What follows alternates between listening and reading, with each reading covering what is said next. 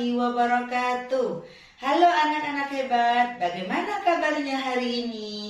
Semoga dalam keadaan sehat ya. Anak-anak hebat, kali ini kita akan bertemu dalam materi kelas 5, tema 4, sehat itu penting. Subtema 1, peredaran darahku sehat, pembelajaran 3. Adapun muatannya yang terkandung adalah yang pertama, muatan PPKN, yang kedua, muatan IPS, dan yang ketiga, muatan Bahasa Indonesia.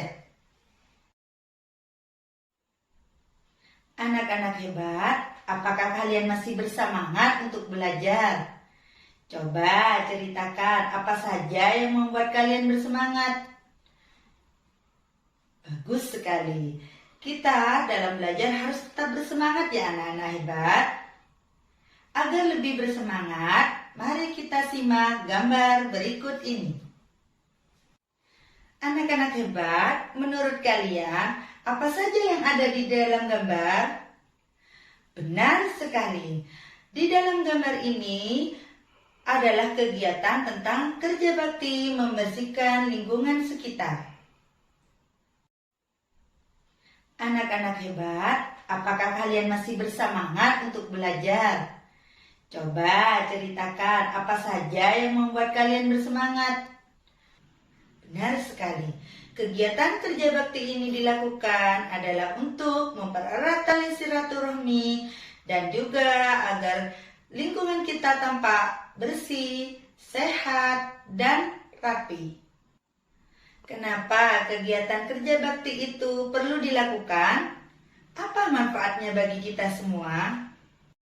Nah, anak-anak hebat, supaya lebih memahaminya, marilah kita simak teks berikut ini.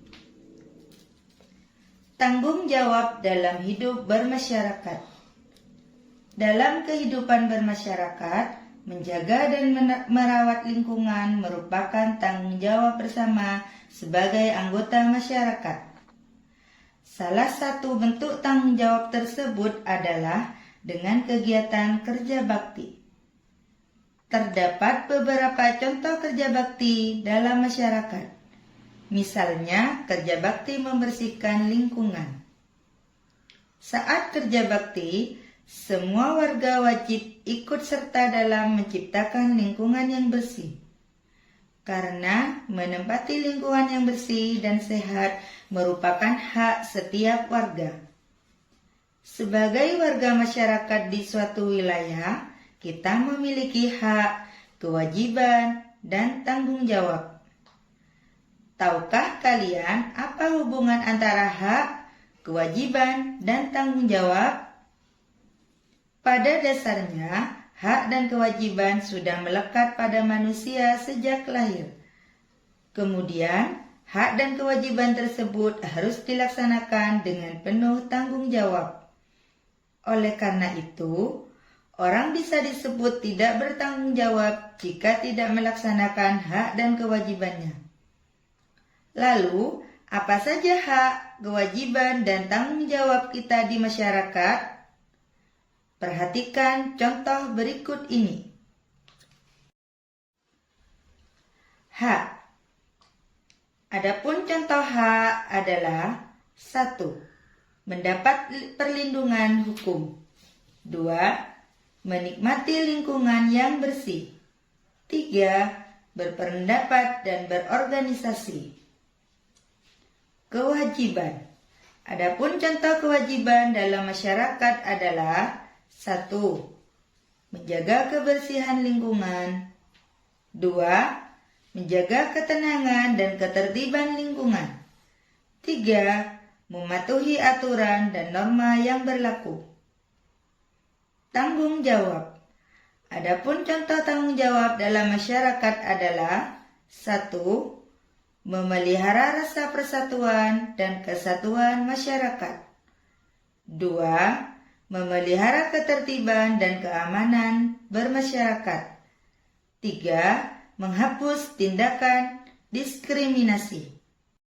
Nah, anak-anak hebat, setelah kalian mengetahui contoh hak, kewajiban, dan tanggung jawab di dalam masyarakat.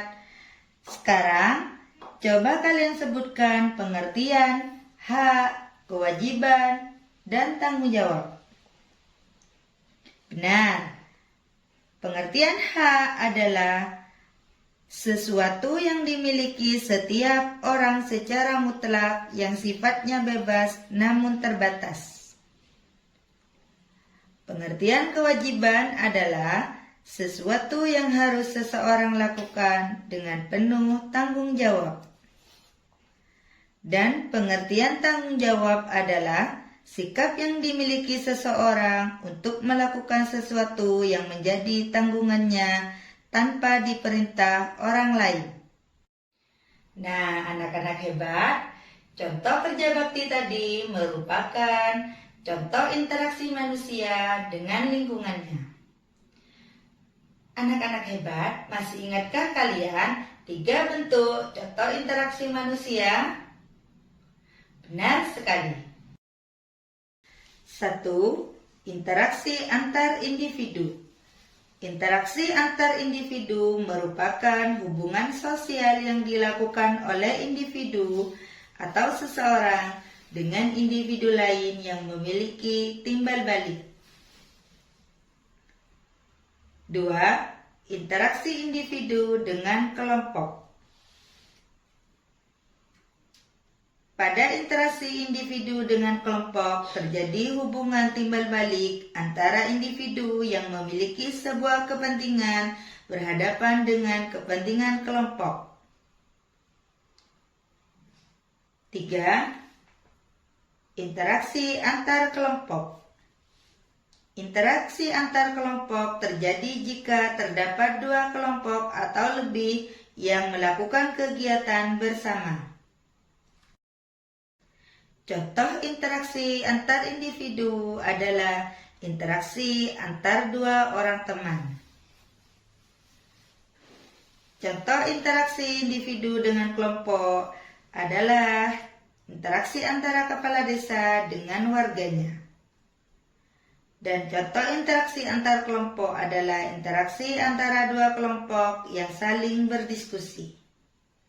Atau interaksi yang terjadi antara 2 tim sepak bola yang sedang bertanding. Nah, anak-anak hebat, manusia merupakan makhluk yang membutuhkan interaksi sosial.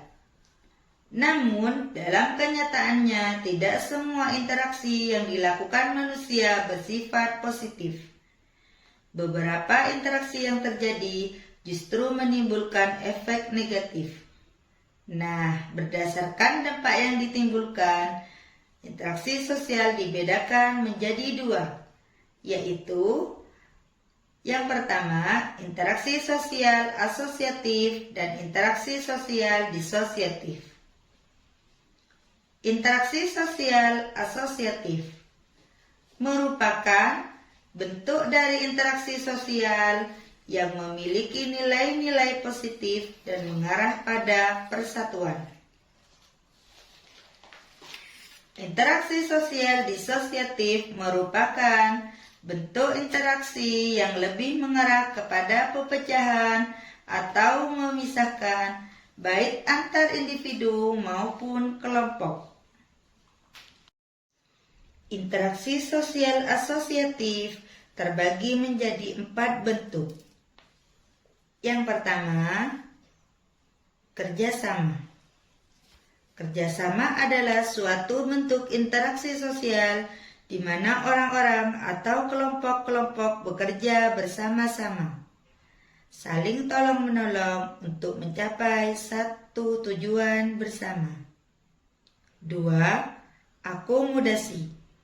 Akomodasi adalah suatu proses penyesuaian diri individu atau kelompok manusia yang semula saling bertentangan, kemudian berupaya mengatasi ketegangan. 3. Akulturasi. Akulturasi adalah penerimaan unsur-unsur baru untuk menjadi suatu kebudayaan baru tanpa menghilangkan unsur-unsur yang lama. 4. Asimilasi. Asimilasi adalah usaha-usaha untuk meredakan perbedaan antar individu atau antar kelompok guna mencapai satu kesepakatan berdasarkan kepentingan dan tujuan bersama. Sedangkan interaksi sosial disosiatif terbagi menjadi 3 bentuk. 1. Persaingan atau kompetisi. Persaingan adalah suatu interaksi sosial di mana individu kelompok bersaing untuk mendapatkan sesuatu demi kepentingan sendiri. 2. Kontravensi. Kontravensi merupakan bentuk pertentangan yang disembunyikan untuk menghindari perselisihan terbuka. 3. Pertentangan. Pertentangan merupakan proses sosial yang dilakukan individu atau kelompok untuk memenuhi tujuannya dengan cara menentang pihak lain. Nah, bagaimana anak-anak hebat? Sudah paham ya perbedaan antara interaksi sosial asosiatif dan interaksi sosial disosiatif? Anak-anak hebat, kali ini Bu Guru juga akan membacakan sebuah pantun. Anak hebat, Bu Guru punya satu pantun ya. Ambil segulung tali bambu, sudah diambil mari diikat. Jika saling membantu, tak ada pekerjaan berat. Pantun tersebut mengungkapkan bahwa dengan kerja sama yang baik, pekerjaan akan dapat diselesaikan. Pekerjaan dikerjakan secara bersama-sama akan terasa ringan. Anak-anak hebat, Guru punya satu pantun lagi. Kita simak ya. Buah pepaya bentuknya lonjong. Diangkat terasa berat. Warga masyarakat selalu bergotong royong, bermusyawarah untuk mufakat. Nah, ayo, apa kira-kira makna dari pantun tersebut? Benar sekali. Warga masyarakat selalu bergotong royong dan bermusyawarah untuk mencapai mufakat. Nah, anak-anak hebat, bagaimana? Sudah bisa ya menentukan makna pantun? Semoga pembelajaran hari ini bisa bermanfaat dan sehat selalu. Nah, anak-anak hebat, sampai di sini dulu ya materi pembelajaran kali ini. Semoga bisa bermanfaat. Dan sampai jumpa di materi pembelajaran berikutnya. Assalamualaikum warahmatullahi wabarakatuh.